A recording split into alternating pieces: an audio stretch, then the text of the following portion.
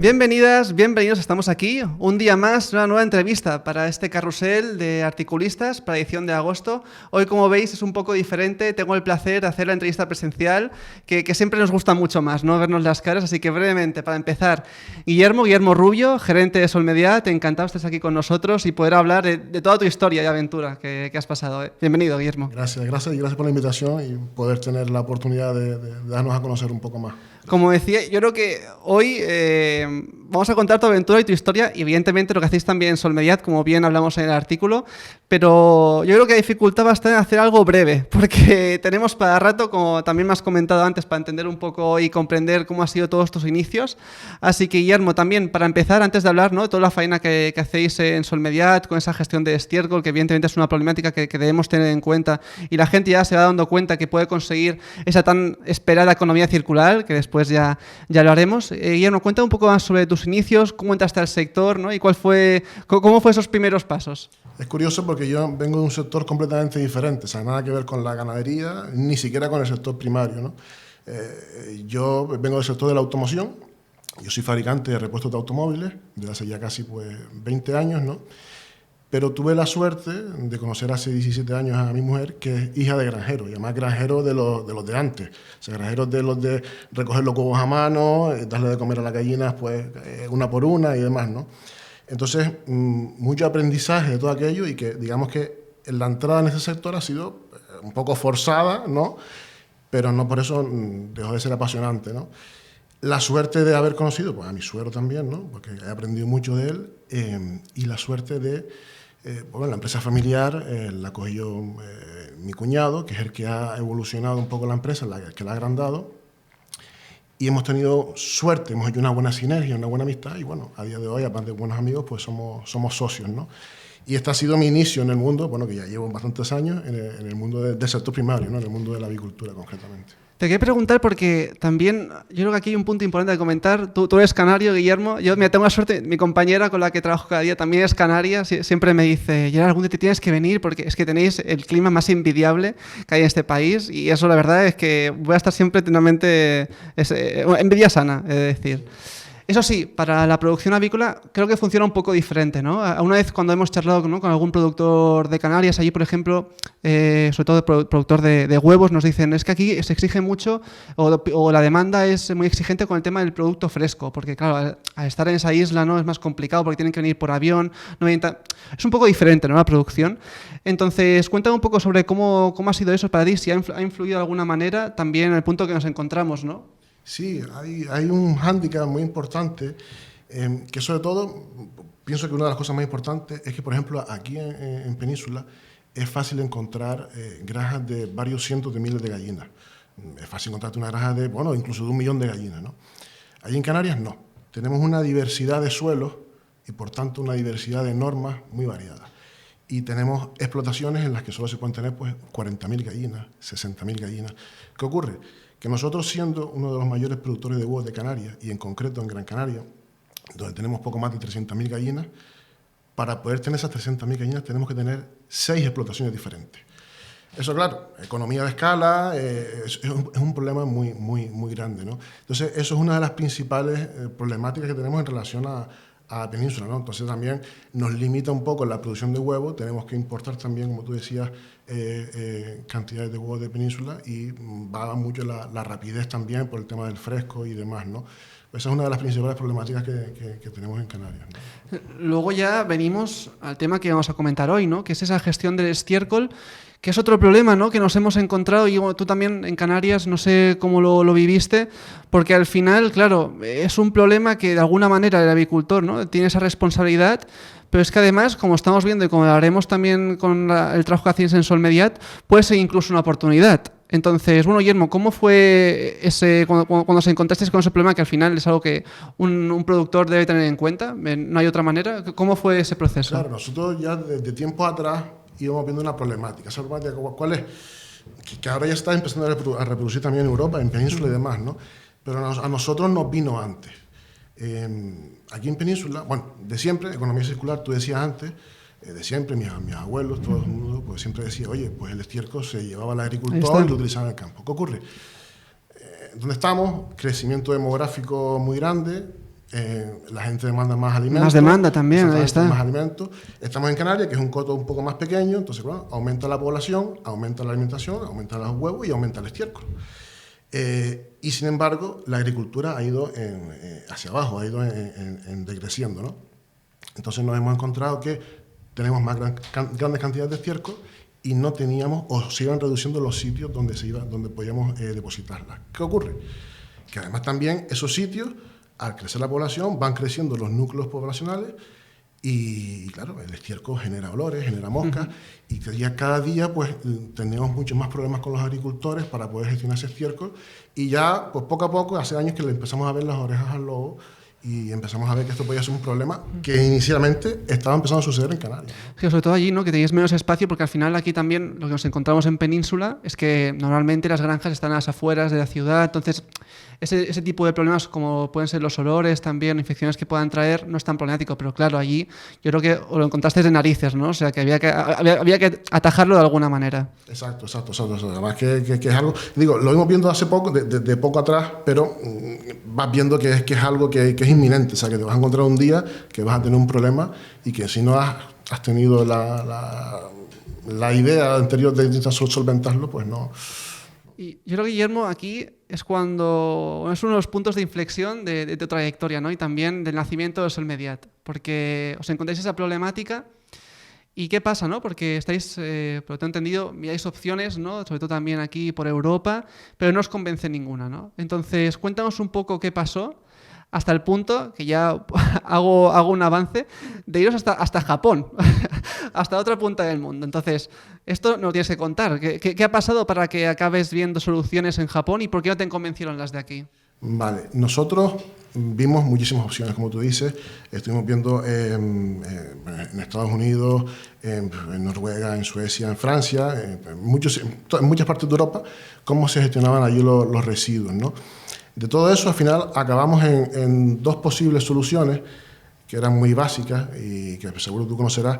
La primera era la más sencilla de todas, que era pues, lo que se llama pilas de compost. Era apilar el compost en pilas e irlo volteando y se iba compostando, ¿no? De forma automática. ¿Qué pasa? Que eso requiere... bueno, primero hago un paréntesis, ¿no? Nosotros en Gran Canaria, diariamente, estábamos gestionando 30 toneladas de estiércol. Esos son, más o menos, para que se hagan una idea, son 2 camiones grandes de 15 metros cúbicos. Pero es diario, es el lunes, es el martes, es el miércoles, y empieza a ser un problema cuando no tiene dónde ponerlo. Entonces, claro, día tras otro. ¿Qué ocurre? Pilas de compost, ¿vale? Tarda 30 días en compostarse. Necesitamos una pila de compost para cada día del mes y unas extensiones de terreno muy grandes, que no teníamos. Luego otra de las descartamos. Y luego además está el tema de los olores, de las moscas, que también se generaban, ¿no? Luego miramos el tema del biogás. Que además yo tenía unas ideas ahí chocantes, ¿no? Porque yo siempre pensaba en economía circular. Yo decía que el biogás no era economía circular, porque estábamos convirtiendo el gas para encender una bombilla, o sea, no cerrábamos, claro. Era algo que tenía yo en la cabeza, no cerrábamos el círculo, ¿no? Como empresa, pues sí, esto tenía un rédito económico importante, el poder vender la electricidad, si te la compraba alguien, o al precio que te la comprara, pero no nos solventaba el problema. ¿Por qué? Porque el tanque de biogás pues es un tanque cerrado, una balsa, que ocupa unos metros, pero claro, eso tiene que estar también otros 30 días, un mes, gestando ese... Al final es el tiempo, ¿no? Yo lo que veo, porque claro, si es cada día... Claro, es que era cada día, necesitamos algo que nos solventara, a diario, ¿no? Entonces, pues bueno, vimos muchas alternativas, pero las íbamos descartando todas, ¿no? Las íbamos descartando todas y demás. Llegamos a conocer, en un viaje por Europa, conocimos que había una tecnología en Japón, que no fue finalmente donde decidimos ir a parar, pero había una tecnología en Japón que era el proceso contrario al del biogás. El biogás funciona con bacterias anaeróbicas, es decir, por falta de oxígeno se proliferan unas bacterias que son anaeróbicas y esas son las que generan el metano, ¿no? El proceso el proceso que habíamos encontrado en Japón era un tanque de fermentación aeróbica que lo que hacía era todo lo contrario. era meter aire forzado y acelerar el proceso de compostaje muy rápido. Pero también lo descartamos. Inicialmente lo habíamos descartado porque era extremadamente caro y eran máquinas muy pequeñas. No nos servía. Entonces ya después de este descubrimiento en Japón, entiendo que, bueno, visteis que por ahí iban los tiros, ¿no? Aunque realmente no se atendían a vuestras necesidades, pero llega el momento en que os dais cuenta que ese sistema está extendido por toda Asia, si no me equivoco. Entonces, claro, ahí ya veis una oportunidad. Entonces, explícanos, Guillermo, o sea, ¿cómo funciona eso? Porque ahí ya yo creo que se te enciende una bombilla y dices, vale, creo que vamos por el buen camino. Sí, nosotros hemos descartado, o sea, hemos encontrado esta empresa en Japón, pero lo descartamos por precio, como te decía, y porque eran máquinas muy pequeñas, ¿no? Pero esa solución seguía ahí, era claro. la que teníamos, era un problema quizás un poco más económico también, ¿no? Pero bueno, estaba ahí, ¿no? Pero como te decía, yo soy fabricante de repuestos de automóviles y bueno, la mayor parte de mis cosas pues las fabrico en China. Y estaba en 2019 hablando con... En China, yo tengo una relación con China muy intrínseca, ¿no? Muchos años. Tengo amigos, casi familia ahí, y socios, compañeros. Y estaba en una cena y estaba hablando con un amigo y hablando del problema que teníamos y viendo una foto y me dice... Ostras, pero si esto lo tenemos aquí. Mira tú por dónde. Claro, y es un inciso, es que China produce el 40% de los huevos de la población mundial. Es decir, eso quiere decir que tienen el 40% del estiércol también. Y eso quiere decir que seguramente hayan pasado ya por el problema que tenemos. Exacto, ¿no? Entonces... exacto. No, ellos, aunque de un punto de vista diferente, el tema de la economía circular sí lo trabajan bastante, lo tienen muy presente, ¿no? Pasa que, bueno, con sus características cada uno, ¿no? Y historias, pero lo tienen muy presente. Entonces digo, ostras, llamé a mi socio y mira, tienes que venir aquí, vamos a hacer una visita a una fábrica, porque parece que esto está aquí funcionando y demás, y probablemente, bueno, a lo mejor económicamente nos viene mejor, y bueno, y parece que hay más cosas, ¿no? No solamente un tema. Y así fue, o sea, estuvimos durante varias semanas visitando fábricas, máquinas de color rojo, de color azul, de color verde, de todos los tipos, ¿no? Pero nos encontramos otro problema. O sea, como mismo nos pusimos, vamos, como Heidi paseando en cámara lenta por el campo. Claro, ya venga, sí, pero de repente se nos vino el mundo abajo de nuevo porque, claro, son fábricas que nunca habían exportado a Europa. Calidades, procesos de producción, marcado CE inexistente y es un problema. Te lo digo porque a lo mejor la gente no sabe, yo no lo sabía. La importancia del marcado CE, o sea, vamos a ver, cuando tú compras algo con marcado CE, tú estás comprando algo que es seguro, pero la gente no se da cuenta, ¿no? Tú, por ejemplo, tú compras un microondas, tú compras un microondas en una gran superficie, un microondas fabricado en China, pero de una empresa alemana, ¿vale? Con marcado CE. Y tú tienes la mala suerte de ponerlo en marcha y electrocutarte. Y perece. Pues tu familia pues, va a reclamar. Y lo primero que hace pues, es reclamar al fabricante. Y el fabricante tendrá su marcado CE, que puede ser que estar bien hecho o mal hecho. El marcado CE no es más que una declaración jurada en la que el fabricante dice yo cumplo con las normas. Pero nadie le exige demostrar que cumple con las normas hasta que llega el problema. Cuando llega el problema, si yo cumplo con esta norma, con esta norma, con esta norma, el problema no es mío, ahora es de la compañía aseguradora, ¿no? Pero si yo no he cumplido con nada de esto, el problema es del fabricante. Claro. ¿Qué pasa cuando el fabricante está fuera de la Unión Europea? Que el problema es del importador. Entonces, nosotros hasta ahí no sabíamos nada de eso. La máquina es una máquina que tiene 10 metros de altura. Ocupa 3 contenedores de 40 pies. Son muchas piezas. Era para tener en cuenta el tema de la seguridad, ¿no? Ibas a poner una máquina en manos de unos empleados y tú eras el único responsable. Entonces, se nos vino el mundo abajo y decíamos, que va, esto cae por su propio peso, esto no es posible, ¿no? A mí sobre todo me parece muy interesante porque al final es como los primeros pasos naturales que una persona da ante una innovación, porque es esto, ¿no? Te mudas a una situación donde las opciones que tienes sobre la mesa no te sirven. Entonces, claro, tienes que explorar nuevas fronteras y evidentemente eso conlleva nuevos retos. Y yo creo que es lo que te encontraste, ¿no? Y es un percal. Ya os contarás porque ahí está el tema, ¿no? ¿Cómo le disteis solución? Y bueno, al final también yo creo que estos fueron los inicios que marcó vuestra empresa, Solmediat. Entonces, explícanos también ese nacimiento, ¿no? De la empresa, cómo fue Y hasta el punto de estar ahora, ¿no? Que ya nos contarás después cómo os posicionáis en el mercado y al final habéis encontrado esa solución tan deseada. Entonces, cuéntanos un poco, ¿cómo procedes después de este marrón que os encontráis? Pues este procedimiento es, como dices, el nacimiento de Solmedia. Nosotros, hasta ahora, teníamos estas soluciones, pero no nos habíamos tirado al barro porque estábamos sobreviviendo todavía. Algunos agricultores nos recogían, aunque es verdad que era un poco un sin vivir, algunos teníamos un poco de úlcera a veces, porque era siempre todas las mañanas coger el teléfono, oye, ¿me recoges el estiércol? No, hoy no puedo, mañana. Entonces, pero íbamos sobreviviendo, podíamos llevar a los vertederos también, íbamos sobreviviendo poco a poco. Pero llegó la pandemia y por motivos X no pudimos seguir llevando el estiércol a los vertederos. Entonces, que la frase suene mal, estábamos metidos en la mierda. O sea, que nunca mejor dicho. O sea, nos salía el estiércol por las orejas, literalmente. Entonces, vamos, llamamos a China, de forma de decir, fue un correo electrónico, pero bueno, vamos a China y decir, oye, mira, mándanos máquina, porque sea como sea, da igual que nos asegure, ¿verdad? Porque es que o ponemos la máquina o cerramos la empresa. O sea, es que no tenemos otra alternativa, ¿no? Y nos dicen, no te la podemos vender. Digo, ¿cómo que no me la puedes vender? Dicen, no, porque estamos en pandemia, están las fronteras cerradas y no pueden ir nuestros ingenieros a montártela. ¡Ostras! Bueno, pues da igual, la montamos nosotros. No se puede. La montamos nosotros, pues finalmente la compramos y lo que ellos montan en 10, 15 días, nosotros tardamos 3 meses en montarla. Pero la montamos.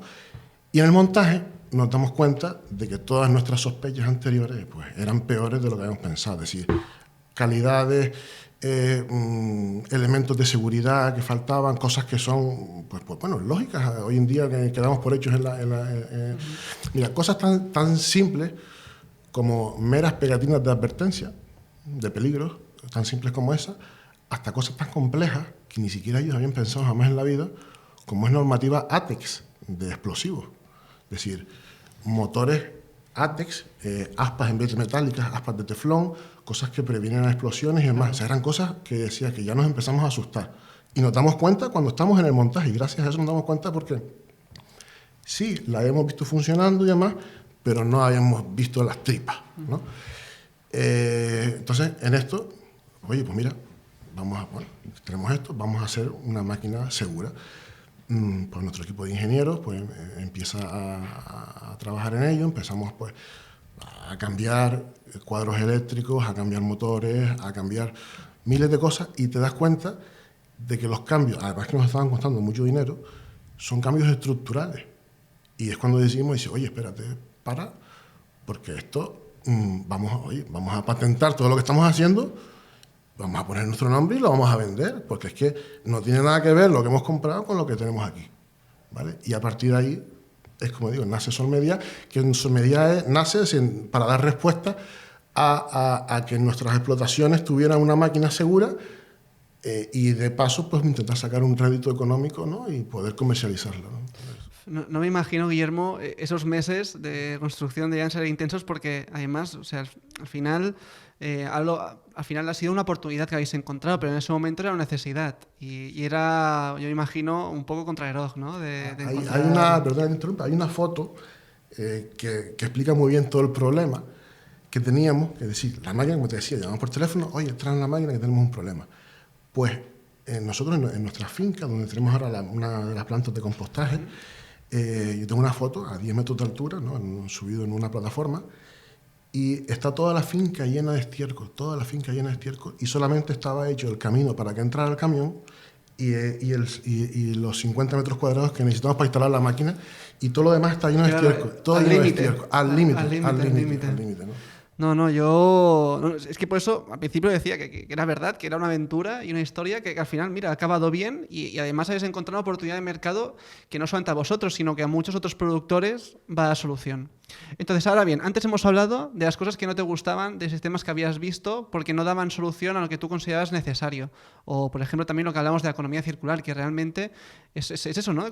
De convertir un problema a otra oportunidad de negocio, que con los tiempos que corren, cualquier vía, ¿no? Para esa sostenibilidad tanto medioambiental como económica es fundamental.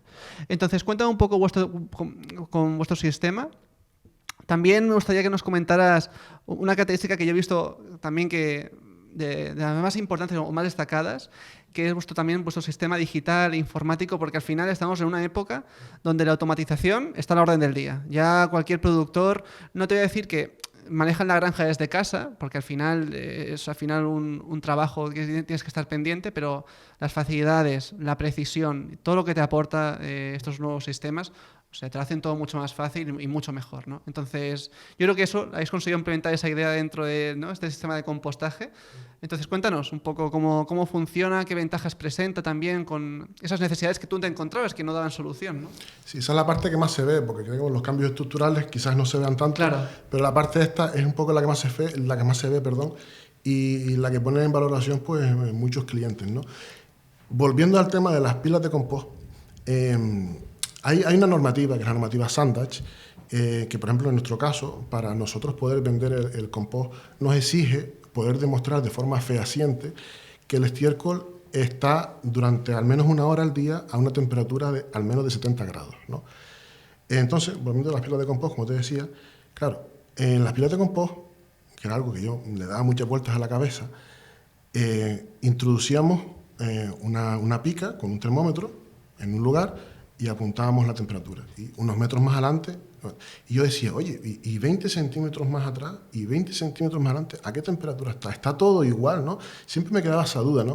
Y luego ya el hecho de apuntar las cosas a bolígrafo, pues eran susceptibles de posibles manipulaciones. Por ejemplo, pues que el empleado ese día no haya ido a tomar la temperatura y bueno, pues hoy pongo 60, hoy pongo 70, hoy pongo tal, ¿no?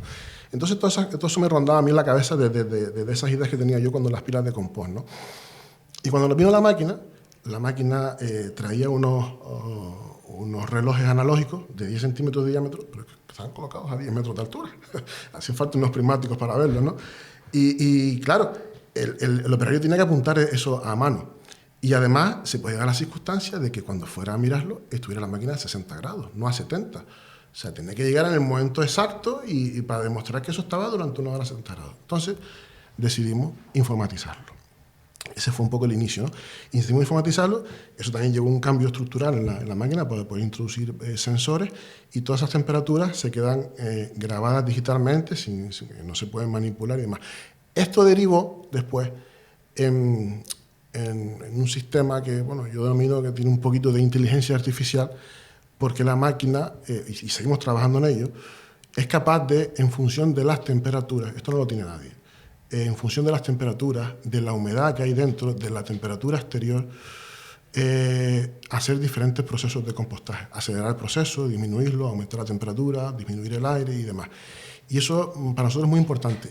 Ahora además, digo, es un proceso de inteligencia artificial porque además es la máquina quien decide cuándo hacerlo y cuándo no. Y además ahora estamos trabajando en que placas solares, durante el día, si hay gestión, es decir, si hay excedentes, pues la máquina puede ir a más velocidad, a menos y demás. Todo esto, que los clientes lo valoran bastante, lo estamos ahora también intentando trasladar, estamos ahora empezando en nuestros primeros pasos, a intentar informatizar también pues las explotaciones con nuestro sistema, ¿no? Entonces, bueno, poco a poco, ¿no? Desde luego, Guillermo, yo creo que parece mentira, ¿no? Porque es como tú decías, venías al principio de una cosa totalmente diferente, como son los automóviles, pero al final te has convertido en todo un experto en la materia y al final yo creo que, sobre todo, no sé si concordarás conmigo, que los clientes, yo creo que también no apreciarán. Porque como ya has desengranado todo un sistema, ya conoces las tripas de cómo funciona el compostaje, lo has conseguido optimizar, lo has conseguido mejorar. Y al final estos procesos que nos comentan, ¿no? Que por ejemplo esta ventaja que no está presente en el mercado de ningún tipo, yo creo que son facilidades también para los productores o para todo aquel que tenga una granja, ¿no? Que le permitan. Al final, esto que se ve como un problema, ¿no? Es los malos olores, al final es algo que te quita, ¿no? Esa vocación que tiene la gente por el campo, pero porque al final siempre se hacía, ¿no? Con pues, el abono y demás, pero claro, cuando ya hablamos de grandes producciones, pues es más complicado. Entonces, yo creo que ahí está la clave, Guillermo, que habéis encontrado de conseguir convertir esto en una oportunidad y también, al final, que sea lo más autónomo posible, ¿no? Para que el productor tampoco se tenga que preocupar en exceso con el compostaje. Luego también está otro tema que también me gustaría comentar, que lo hemos dicho al principio, que es el tema de los malos olores y posibles infecciones que puedan aparecer. A lo mejor aquí, bueno, yo sobre todo en Canarias, yo creo que ahí es una cuestión principal. Aquí también depende de qué tipo de producción, porque sí que a veces están en las afueras, ¿no? Pero a veces tienen producciones colindantes. Bueno, es un problema que realmente está presente en todos sitios, podríamos decir, en España. Entonces, ¿de qué manera habéis confrontado esa problemática? Es una pregunta interesante, porque es verdad que desde tiempos atrás el estiércol se ha utilizado directamente en el campo y esto va camino de prohibirse, ¿no? Tiene un sentido y es que, bueno, el estiércol puede tener bacterias, puede tener salmonella, Escherichia coli y todo eso, al fin y al cabo, bueno, a veces nos ponemos voz de alarma cuando nos enteramos que hay un tipo de insecticida y tenemos que lavarla, pues bueno, puede haber bacterias. Y es algo tan natural y lo damos por hecho que es algo normal y puede haber bacterias, ¿no? Entonces, en el proceso de compostaje, de hecho, lo que te decía antes de los 70 grados, es precisamente por eso. Porque los 70 grados lo que hacen es asegurarte de que se eliminan las bacterias por completo, ¿no? Nuestro sistema, además, porque puede darse, por algún motivo, por el que fuera, puede darse la casuística de que a lo mejor per se ese día no llegue a los 70 grados. Pues nuestro sistema es capaz de detectar eso y forzarlo mediante una calefacción auxiliar para asegurarte de que ese día ha llegado siempre a los 70 grados. Nosotros, además, como gestor de residuos, estamos obligados, creo que son cada 3 meses, no estoy seguro, a aportar analíticas hechas por terceros del tema este de bacterias, ¿no? Y, bueno, no existen. O sea, salmonella, Escherichia coli no existe. Entonces, esto da solución a eso que tú dices, ¿no? Es decir, y una seguridad para el agricultor, que lo que está poniendo en el campo es higiénico. Es higiénico. Es que también, al final, yo cuando miro... tenemos un sector que ha evolucionado a pasos agigantados y vemos que está en constante cambio, ¿no? Y yo creo que si podemos ver atrás, a lo mejor 30, 40 años, como comentábamos, ¿no? A lo mejor también ese estiércol se utiliza para abono, pero claro, a medida que profesionalizamos el sector, que también estamos... ya no solamente la demanda que exige la sociedad, sobre todo europea, sino también la calidad que también comporta, ¿no? Todo ese tipo de cosas, al final, hay que ir profesionalizando y es un paso natural que habéis dado, que yo lo veo totalmente lógico. Luego otro tema, también, esa fórmula mágica que todo el mundo quiere escuchar, esa economía circular, ¿no? Todo el mundo, cuando dices economía circular, dices, bueno, ¿cómo se hace, no? ¿Cuál es el punto para conseguir eso? Y el compostaje, desde luego, yo creo que es una vía totalmente lógica y natural de aprovechar, es lo que comentamos, ¿no? Un problema que puede ocasionar a convertirlo en una fuente de negocio. Entonces, bueno, cuéntanos cómo también a los productores también que nos estén escuchando y demás, cómo funciona realmente para que también ellos lo puedan entender y lo puedan poner a la práctica, ¿no? Porque al final este problema se lo habrán encontrado, entonces, ¿cómo ellos lo pueden convertir en una fuente de negocio? Exacto. Perdona que vuelvo un momento a tu pregunta anterior. Nosotros tenemos instalaciones a 150 metros de núcleos urbanos. Claro, es que ahí está. Tema de olores, cero. O sea, nosotros hemos solventado diseñando un sistema de lavado de aguas que además no genera lixiviados, es decir, porque ese agua que termina como una especie de forma de barro, la volvemos a reutilizar dentro del tanque, ¿vale? Perfecto. Entonces, al final, el estudio que habíamos realizado eliminaba un 80-85% del mal olor, ¿vale? O sea que el restante se difuminaba y era, digo, tenemos instalaciones a 150 metros de las casas, ¿no? Perdóname, volviendo a lo que me preguntaba. No está que lo comentes, porque es que al final, es que 150 metros, es que está... Sí, al lado. O sea que al final parece mentira, ¿no? Porque con el tema de los olores parecen como detalles, bueno, ya no lo era... Bueno, vamos a poner las cosas sobre la mesa. Es un tema importante porque es lo que hablábamos, ¿no? De que en algunas ocasiones te puedes encontrar que tienes un vecino al lado o estás, como comentamos, en un núcleo urbano y es una cuestión que hay que, ¿no?, afrontar y dar solución. Entonces, bueno, un poco volviendo a lo que comentábamos, el tema de la economía circular, sobre todo me interesa que nos lo comentes en términos prácticos también para la gente que nos ve, productores que nos ven, que puedan estar interesados de cómo funciona esto para que ellos también lo puedan entender, ¿no?, y lo puedan poner a práctica y se lo puedan imaginar. Para mí esto es el verdadero sentido de economía circular, tal cual dice la palabra, ¿no? Porque, además te lo defino con un pequeño ejemplo. De la tierra hay una semilla, y esa semilla pues van a ser por ejemplo, un cereal. Esa semilla coge la energía de la tierra, la transforma y hace el cereal. Y viene la gallina y se come ese cereal, ¿vale? Y ese cereal después pues lo excreta y convierte en estiércol, ¿no? Pues ese estiércol nosotros lo estamos convirtiendo, lo estamos valorando, ¿vale? Le estamos dando un valor añadido y lo estamos devolviendo de nuevo a la tierra para proveer a la tierra de nuevo de energía para que crezca ese cereal de nuevo, ¿no? Entonces, eso para mí es realmente economía circular. Y es más, pues la gallina pues da el caso que pone el huevo. Ese huevo no lo comemos nosotros.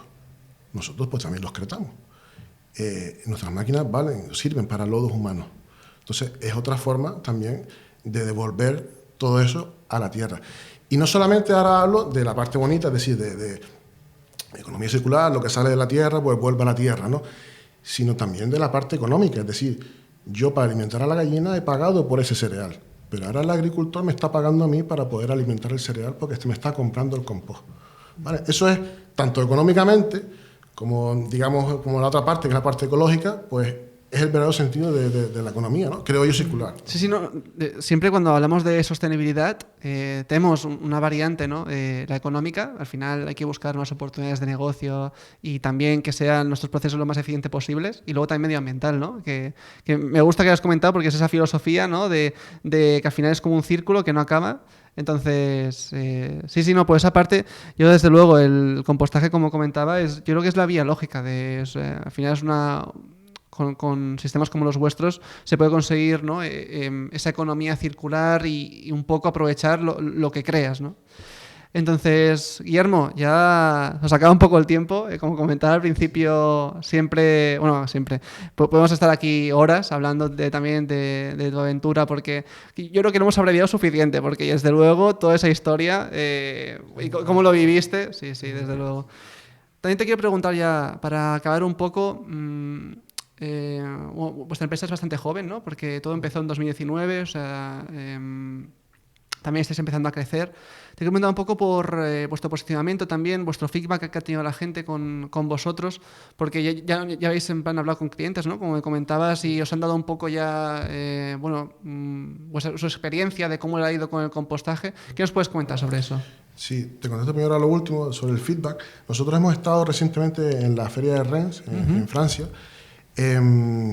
y en general hemos tenido muy buena aceptación, no con el público francés, que está muy metido con lo suyo, con el tema de la metanización y demás. Además hemos tenido conversaciones muy ricas, ¿no? Porque había muchas personas que no entendían, oye, ¿y por qué tú gastas energía en hacer ese polvo cuando puedes ganar dinero haciendo este gas, ¿no? Y le decía, no, pero es que esto también es energía. Y dice, no, eso no es energía es la bombilla. Le digo, no, esto es energía. Le digo, porque tu cerdo, el día que no pueda comer lo que sale de la tierra y demás, no va a poder generar eso. La tierra hay que alimentarla, ¿no? También. Hemos tenido conversaciones muy curiosas, ¿no? Pero en general, mucha buena aceptación, sobre todo con clientes que han tenido la misma problemática que nosotros, clientes de islas, ¿vale? Nos ha visto gente de Nueva Caledonia, de Islas Mauricio, de Tahití. Muy contentos con todo esto. Y referente al posicionamiento, como tú decías, somos una empresa joven, relativamente joven. Aunque empezamos en 2019, comenzamos a vender las máquinas pues hace relativamente poco más de un año o así. Pero tenemos, a día de hoy, tenemos tres plantas de compostaje en Gran Canaria. Tenemos otra instalación ahora mismo en Tenerife. Antes de final de año tenemos una planta muy grande de compostaje en Chile, ¿vale? Y tenemos varias propuestas de diseño en Galicia, que además tiene una problemática grande con el tema del suelo y el tema de nitratos y contaminación por nitratos en los suelos, y Portugal. Y tenemos también una instalación en el sur de Francia, ¿vale? Entonces, pequeños sí, pero muy contentos porque dentro de nuestras posibilidades estamos dando todo lo que podemos y vamos a buen ritmo. Me alegro, Guillermo. También, la gente que nos ve, acordaos que esto no es una entrevista al uso. También tenéis el artículo de Solmedian, ¿no? En esta edición de agosto, donde también es un poco más técnica, ¿no? Donde se explican cómo funciona al final vuestro sistema, ¿no? De cómo funciona ese compostaje, como lo que hemos ido hablando un poco más, pero más extendido. Entonces ya, Guillermo, quiero aprovechar ya para acabar, que nos cuentes un poco, sabemos que no tienes una bola de cristal, ¿no? Pero que nos cuentes un poco el futuro que tú ves para la empresa. Nos cuentas también antes que estáis trabajando, si no me equivoco, en sistemas, placas solares y demás para un poco también no conseguir también un poco reutilizar y hacer uso de esas energías renovables que también al final es otra herramienta más que permiten esa mejor eficiencia y al final, bueno, es todo, son pequeños detalles que te ayudan, ¿no? Entonces, cuéntame un poco dónde tenéis puesto el foco, en qué estáis trabajando ahora mismo, ¿no? Y cuáles son vuestras metas a corto plazo. En Francia nos dimos cuenta que teníamos que trabajar en ayudar a granjeros como nosotros, en las islas, es decir, a personas que tuvieran este problema y que no encontraran una solución, ¿no? Por eso vamos a hacer un poquito de fuerza en mercados pequeños, en mercados como te decía antes, de islas, ¿no? Y me preguntabas por retos, proyectos. Mira, estamos trabajando en que nuestras máquinas sean completamente autónomas en lo que se refiere a eficiencia energética, ¿vale? Hasta ahora lo hemos conseguido en parte con placas solares, ¿vale? Pero actualmente estamos trabajando para que durante el día nuestras máquinas pues, se puedan proveer de energía solar, pero durante la noche se provean de energía producida por el metano. Es decir, que las máquinas tengan su propio generador de electricidad mediante el metano que proviene de la misma granja, ¿no? Entonces estamos trabajando en eso para que el sistema informático que estamos hablando sea capaz de, digamos, gestionar todo eso y que efectivamente el compost se produzca pues a coste cero, energéticamente hablando para el granjero, y que sea realmente sostenible, ¿no? Porque hasta ahora pues es verdad que gastamos un poquito de energía. Me gusta porque cada vez que hablas me doy cuenta de, también tú con tu equipo, las vueltas que habéis tenido que darle para llegar a ese punto, ¿no? De esto se aprovecha con esto y luego por la noche... No, es increíble, ¿eh? Pues nada, Guillermo, oye, muchas gracias también por venir aquí. Siempre es un placer tener entrevistas presenciales y vernos cara a cara. Creo que dan mucho mejor, así que nada, Guillermo, muchas gracias por venirte, también por el artículo que, como ya sabéis, lo podéis leer en la edición de agosto. Y nada más, Guillermo, muchas gracias. De nuevo, gracias a ustedes por la invitación y bueno, esperamos volvernos a ver. Desde luego, Guillermo, espero que os vaya muy bien, ¿eh? Ahí yo creo que es por el buen camino, desde luego. Pues nada, si os ha gustado este contenido, no olvidéis darle me gusta, compartirlo. Ya sabéis que aquí tenemos todo tipo de entrevistas que os pueden ayudar en cualquier tipo de producción avícola. Así que dejamos esta entrevista con Articulista edición de agosto y nos vemos en la siguiente. Gracias.